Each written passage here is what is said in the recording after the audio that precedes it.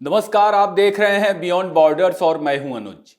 दोस्तों, तबीयत गड़बड़ होने की वजह से पिछले कई दिनों से आपके बीच नहीं हूं। अब थोड़ा बेहतर हूं तो एक बार फिर बातचीत करने के लिए आपकी स्क्रीन पर मौजूद हूं। दोस्तों, आज की तारीख में कांग्रेस राजनीतिक पार्टी की बजाय एक बीमारी ज्यादा नजर आती है। यह समाज से जितना दूर रहे, समाज किसी अनहोनी से बचा रहेगा। बीमारी क्यों कह रहा हूं? अमेरिका से अवैध प्रवासी भारतीयों को निकाले जाने की कहानियों के जरिए आगे आप समझ सकते हैं। आज के शो में अमेरिका से डिपोर्ट किए गए 2 अवैध प्रवासी भारतीयों की दिलचस्प कहानी भी है, जो चीजों को समझने के लिए पर्याप्त है। रूस यूक्रेन जंग को लेकर ट्रंप और पुतिन में क्या बातचीत हो रही है, मोदी के पेरिस और वहां से अमेरिकी दौरे में क्या क्या है, क्या अगले हफ्ते मोदी ट्रंप की जो मीटिंग होने जा रही है उसमें रूस यूक्रेन जंग की भी बातचीत एक मुद्दा है, क्या मोदी पुतिन के दूत की हैसियत से भी ट्रंप से मुलाकात में बातचीत करेंगे। आज के शो में ऐसे कई सारे मुद्दों की पड़ताल करने की कोशिश करेंगे। आप अंत तक बने रहें, वीडियो को ज्यादा से ज्यादा लाइक और शेयर करें, अपनी राय भी दें। मैं उसे पढ़ता हूं, तमाम चीजों को समझने में दोस्तों उससे मदद मिलती है, सोच के लिए एक नजरिया भी मिलता रहता है। तो कृपया आप कमेंट्स करते रहें। ट्रंप प्रशासन के सत्ता में आने के बाद अमेरिका दुनिया भर के अवैध प्रवासियों को बाहर निकाल रहा, आपने देखा होगा। पिछले दिनों ऐसे ही अवैध भारतीय प्रवासियों की एक खेप पंजाब में पहुंचा, जिसे लेकर कांग्रेस ने पहले संसद में और अब देश भर में एक बेहुदा मुद्दे को खड़ा कर अराजकता भड़काने के प्रयास में, खासकर पंजाब में। रविवार के दिन पंजाब में कांग्रेस की युवा इकाई ने विरोध प्रदर्शन किया और अमेरिका से अवैध प्रवासियों को निकाले जाने का मुद्दा कुछ यूं खड़ा कर रही जैसे इसकी जिम्मेदार भारत सरकार हो, बिल्कुल सीएए एनआरसी के विरोध की तर्ज पर। तब भी कांग्रेस ने नागरिकता साबित करने के लिए किसी भी तरह के कागजात की आवश्यकता का यह कहते हुए विरोध किया था कि यह जाति है। किसान आंदोलन की आंच में तपे पंजाब और हरियाणा में कांग्रेस क्यों ऐसा कर रही है, इस पे आगे बात होगी। लेकिन जिन लोगों को निकाला जा रहा वे कौन हैं, कैसे लोग हैं और कैसे अमेरिका पहुंचे थे, उसे पंजाब के सिर्फ 2 व्यक्तियों आकाशदीप सिंह और हरजिंदर सिंह की कहानियों से समझते हैं। पंजाब का मूल निवासी 23 साल का आकाशदीप सिंह अभी 7 महीने पहले ही अमेरिका पहुंचा था। इसे CNN ने और तमाम भारतीय मीडिया पोर्टल ने भी रिपोर्ट किया। आकाशदीप कोई IIT का पास आउट नहीं है, कोई डॉक्टर या कोई पेशेवर नहीं है। वह अमेरिका कोई स्टार्टअप बनाने नहीं गया था, बल्कि मुर्गे तलने पहुंचा था। उसे शायद लगा होगा कि गोरे मुल्क पहुंचकर करोड़पति बन जाएगा और वहां किसी गोरी लड़की से शादी करके सेटल हो जाएगा। कैसे पहुंचा दोस्तों, इसे समझते हैं। आकाशदीप 12वीं पास है। पहले वह कनाडा में स्टडी परमिट चाहता था, मगर IELTS की एक सामान्य परीक्षा तक पास नहीं कर पाया। कितना होनहार था कि उसने 2 साल तक इस परीक्षा की तैयारी की, मगर पास नहीं कर पाया।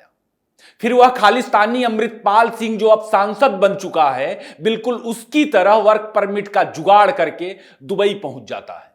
वहां उसने ड्राइवरी की नौकरी की, मगर उसके सपनों में शायद अमेरिका की गोरी में आती थी। वहां दुबई में उसने एक एजेंट को साधा, 55 लाख रुपए में डील तय हुई। आकाशदीप एक मामूली किसान का बेटा था। उसके पिता के पास 2.5 एकड़ जमीन थी, जिसमें से 2 एकड़ जमीन उसके पिता को अमेरिका पहुंचाने के लिए अपने बेटे को बेचनी पड़ी। आकाशदीप का दुर्भाग्य कि उसके अमेरिका पहुंचने से पहले ही वहां सरकार बदल गई। 14 दिन ही हुए थे उसके अमेरिका पहुंचने के, मगर आकाशदीप पकड़ा गया और डिपोर्ट कर दिया गया। दोस्तों, इसी तरह की कहानी हरजिंदर सिंह की है। वह भी एक किसान था, मगर कबूतरबाजी के जरिए अमेरिका पहुंच गया। उसने अमेरिका पहुंचने से पहले एक एजेंट को 40 लाख रुपए दिए। एजेंट ने हरजिंदर से कहा था कि वह उसे 15 दिनों के अंदर किसी भी तरह अमेरिका पहुंचा देगा। लेकिन जब हरजिंदर ने पंजाब छोड़ा तो अगले 10 महीनों तक यहां वहां घूमता रहा। कभी ट्रक से, कभी नाव में, कभी वैन्स में बैठ के वह 10 महीनों तक अलग अलग देशों में घूमता रहा। आखिरकार वह 15 जनवरी के दिन मैक्सिको के रास्ते अमेरिका पहुंचा था। ज्यादातर घुसपैठिए अमेरिका में कनाडा और मैक्सिको के रास्ते ही घुसते हैं, क्योंकि वहां अभी ट्रंप प्रशासन से पहले तक सीमा पर बहुत सारे चोर दरवाजे थे घुसने के लिए। लेकिन हरजिंदर का भी दुर्भाग्य देखिए कि 5 दिन बाद ही जब वह अमेरिका पहुंचा, वहां की सत्ता में ट्रंप आ गया और वह पकड़ा गया। अमेरिका से जिन लोगों को डिपोर्ट किया गया है, जिन अवैध प्रवासियों को, भारतीय प्रवासियों को डिपोर्ट किया गया है, ज्यादातर के पहुंचने की कहानी दोस्तों यही है। 50-50 लाख, 1-1 करोड़ रुपए खर्च करके जिंदगी जहन्नुम बना के ये लोग जाते ही क्यों हैं? इतने पैसों में तो यहीं पंजाब में, दिल्ली में, यूपी में कहीं भी जिंदगी बेहतर बना सकते हैं, कुछ ढंग का कर सकते हैं, अगर दिमाग में भूसा नहीं भरा हो तो। लेकिन जाना अमेरिका ही है, पैसे डॉलर में ही कमाने हैं, चाहे उसके लिए वहां टॉयलेट ही साफ क्यों ना करना पड़े, और इसके लिए घर की पूंजी गंवाने में भी उन्हें कोई संकोच नहीं है। अपने घर, गांव, देश में काम करने में शर्म आती है। और कांग्रेस की जिद है कि इन्हीं लोगों के लिए, इन लोगों को अमेरिका रखे, भले ही अमेरिका, ट्रंप प्रशासन इन्हें कूड़ा और बोझ मानता हो, इनकी कोई जरूरत ना समझता हो।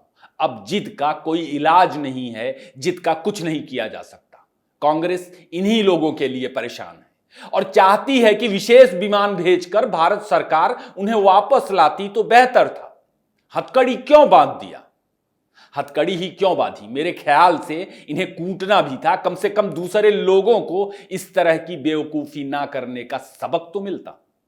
और अमेरिका जाने का इतना ही भूत सवार था तो जितने पैसे खर्च किए, अपने बच्चों को अच्छा पढ़ाते लिखाते, उन्हें काबिल बनाते, वे शायद सम्मानजनक तरीके से अमेरिका पहुंच जाते और तुम्हारे सपनों को भी पूरा कर देते। खैर, कांग्रेस चाहती है कि अमेरिका आकाशदीप और हरजिंदर जैसे योग्य, काबिल भारतीयों के लिए अपने दरवाजे खोल दे, जैसे भारत में विभाजन के बावजूद पाकिस्तानियों और बांग्लादेशियों के लिए सालों से दरवाजों को खुला छोड़े रखा गया है।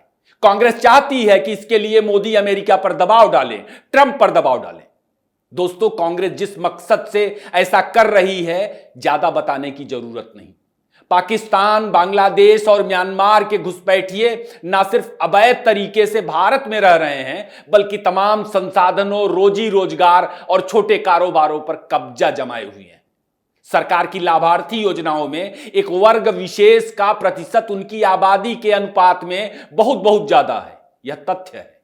200 रुपए में आधार कार्ड बनवा के सरकारी नौकरियों में भी घुसे हैं, पंचायतों में जनप्रतिनिधि बन रहे हैं, स्कूल कॉलेजों में वजीफा ले रहे हैं। इनकी संख्या करोड़ों में। सबसे दुर्भाग्यपूर्ण पहलू यह भी है कि देश विरोधी गतिविधियों और खतरनाक अपराधों में भी ये लोग शामिल हैं। सैफ अली खान का मामला सबसे बड़ा और ताजा उदाहरण है, उसे आप देख सकते हैं। बदले में कांग्रेस जैसी कुछ पार्टियां अपनी आसान राजनीतिक सफलताओं के लिए इनके वोट का इस्तेमाल करती हैं। कांग्रेस अमेरिका से निकाले गए अवैध प्रवासियों के पक्ष में कोई आंदोलन नहीं कर रही, जो आपको दिख रहा होगा, बल्कि इन्हीं घुसपैठियों के घुसपैठ को जायज बनाने की अपील कर रही, जबकि करोड़ों करोड़ की संख्या में मौजूद घुसपैठियों को भारत से भगाने के लिए बड़े एक्शन प्लान की सरकार की तरफ से चर्चाएं हैं। बाकी अमेरिका में 5 मिलियन से ज्यादा भारतवंशी सम्मानजनक तरीके से रह रहे हैं, जो वहां वैध तरीकों से पहुंचे थे और आगे भी अमेरिका जाते रहेंगे। लेकिन वे लोग जिन्हें अमेरिका बुलाएगा। खैर दोस्तों, कांग्रेस के चक्कर में राम कहानी ज्यादा हो गई। जल्दी जल्दी दूसरी खबरों को भी देख लेते हैं। अमेरिकी प्रेसिडेंट डोनाल्ड ट्रंप ने एक इंटरव्यू में बताया है कि पुतिन फोन कॉल के जरिए लगातार उनके संपर्क में है और पुतिन भी चाहते हैं कि रूस यूक्रेन की जंग में जो जनहानि हो रही है, अब उसे रुक जाना चाहिए। पुतिन जंग रोकने के पक्ष में, ट्रंप के मुताबिक वे बात करने को भी तैयार हैं। हालांकि जब ट्रंप से पूछा गया कि आपकी पुतिन के साथ कितनी मर्तबा बातचीत हुई है, ट्रंप ने कुछ नहीं बताया, मगर इशारों इशारों में जेलेंस्की के मजे जरूर लिए। ट्रंप ने अड़चन भी संकेतों में बता दिया, जो पुतिन नहीं बल्कि जेलेंस्की हैं, जिनकी वजह से रूस यूक्रेन के बीच जो जंग जारी है वह रुक नहीं पा रही। ट्रंप ने साफ कर दिया कि वे पुतिन के साथ लगातार संपर्क में हैं। रूस यूक्रेन जंग के लिए दुनिया की लिबरल जमात जिस तरह से व्लादिमीर पुतिन को जंग के लिए जिम्मेदार ठहरा रही है। एक तरह से ट्रंप ने पुतिन का बचाव किया और एक तरह से यह स्पष्ट संदेश देना चाहा पूरी दुनिया के लिए कि पुतिन हमेशा जंग नहीं होने के पक्ष में ही थे। दोस्तों, ट्रंप ने जेलेंस्की का नाम तो नहीं लिया, मगर पूरी बातचीत में एक तरह से उन्होंने रूस यूक्रेन की जंग को लेकर जेलेंस्की को ही जिम्मेदार ठहराया। ट्रंप ने जंग के लिए अपने से पहले अमेरिकी प्रेसिडेंट जो बाइडेन को भी जिम्मेदार ठहराया और कहा कि अगर वे अमेरिका के यानी ट्रंप अगर अमेरिका के प्रेसिडेंट रहते तो यह जंग कभी नहीं होती। ट्रंप ने चुनाव में वादा किया था कि प्रेसिडेंट बनते ही वे रूस यूक्रेन की जंग खत्म करवा देंगे। अब ट्रंप ने फिर कहा है कि रूस यूक्रेन की यह जंग जल्द खत्म हो जाएगी। जंग कब खत्म होगी नहीं पता, लेकिन पुतिन लगातार ट्रंप के संपर्क में है और हो सकता है कि अगले हफ्ते व्हाइट हाउस में मोदी ट्रंप की मुलाकात के बाद रूस यूक्रेन की जंग को लेकर के तस्वीर साफ हो। रूस यूक्रेन जंग रुकने को लेकर तस्वीर साफ हो। रूस यूक्रेन की जंग में भारत एक महत्वपूर्ण सिरा है। यह भारत ही है जिसने पश्चिमी दबाव को दरकिनार रखते हुए रूस के साथ अपने कारोबारी संबंध बनाए रखे और यह भी जगजाहिर है कि रूस भारत और चीन से मिल रहे पैसों की वजह से 2.5 साल से ज्यादा लंबे वक्त से जंग में टिका हुआ है। वरना तो रूस के ऊपर पश्चिमी देशों ने और अमेरिका ने इतने सैंक्शन लगाए हैं कि उसका जंग में महीने भर भी टिकना मुश्किल होता। मोदी फ्रांस दौरे के बाद वाशिंगटन पहुंचेंगे, जहां व्हाइट हाउस में उनकी ट्रंप के साथ मुलाकात होगी। इस बैठक पे पूरी दुनिया की निगाहें हैं। ट्रंप ने जिस दिन शपथ लिया था ठीक उसी दिन मार्को रूबियो ने, भारत पहला ऐसा देश था जिसके विदेश मंत्री यानी एस जयशंकर के साथ उन्होंने द्विपक्षीय मुद्दों पर चर्चा की थी। इसके बाद अमेरिका भारत के साथ ऑस्ट्रेलिया और जापान के साथ मिलकर क्वाड देशों की बैठक में भी शामिल हुआ, जो चीन के खिलाफ भारत अमेरिका का सबसे बड़ा स्ट्रेटेजिक पार्टनर है। तो इस बात की काफी ज्यादा संभावना है कि मोदी ट्रंप की मीटिंग में रूस यूक्रेन को लेकर भी बातचीत होगी। भारत रूस रणनीतिक साझेदार हैं। पुतिन मोदी के चैनल से ट्रंप को जरूर मैसेज पहुंचाएंगे। मोदी 10 फरवरी को फ्रांस के महत्वपूर्ण दौरे के लिए निकलेंगे। वे 2 दिन तक फ्रांस में रहेंगे और फिर वहां से अमेरिका के दौरे पर जाएंगे। आज का शो यहीं खत्म करते हैं। वीडियो कैसा लगा जरूर बताएं, इसे ज्यादा से ज्यादा लाइक और शेयर करें। फ्रांस दौरे को लेकर हम जल्द ही बातचीत करेंगे। तब तक आप कैपिटल टीवी के दूसरे प्रोग्राम्स को देखते रहें। आपने इतना वक्त दिया, आपका बहुत बहुत धन्यवाद।